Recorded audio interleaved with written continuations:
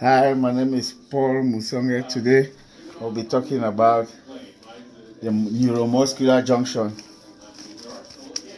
Here we have nerve impulses, which also known as action potential. They travel from the brain or the spinal cord to trigger a contraction of skeletal muscles, and action potential propagates down the motor neuron to a skeletal muscle fiber. This site where a motor neuron excites a skeletal muscle fiber is called a neuromuscular junction. This junction is a chemical synapse consisting of the points of contact between axon terminals. This is a point of synapse where you have the axon terminal of a motor neuron to a motor end plate, where you have the plate, the end plate. Skeletal muscle fiber.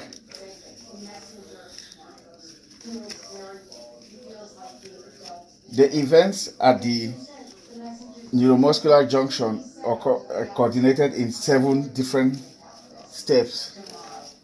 The first step is an action potential that travels to link up an axon of a motor neuron to an axon terminal. So this is the action potential. This is where the action takes place from the axon terminal of the motor neuron, which moves down to an axon terminal, moves all the way here and goes round to the top. The second is the voltage gated calcium channel. Open calcium ions to diffuse the terminal. These are the open gated calcium channels where you have sodium, where they diffuse ion. The third is calcium entry, causes synaptic vessels to release acetylcholine via exocytosis.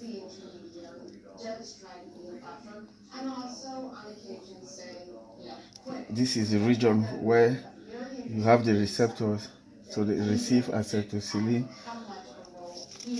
Then the fourth is acetylcholine diffuses across the synaptic cleft, along where you have the synaptic cleft, and binds acetylcholine, which contain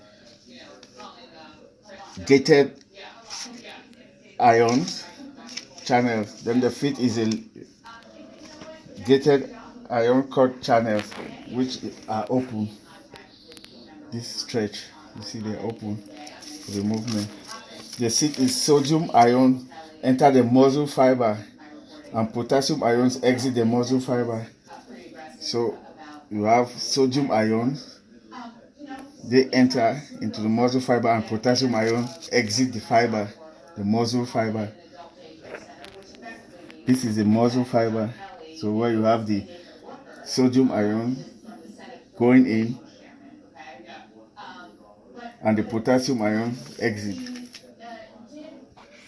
The seventh is once the membrane potential reaches a threshold value of an action potential, it propagates along the sarcolemma, where you see the sarcolemma.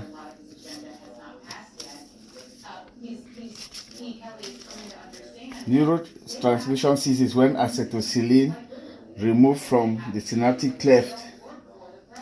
The removal occurs in two ways.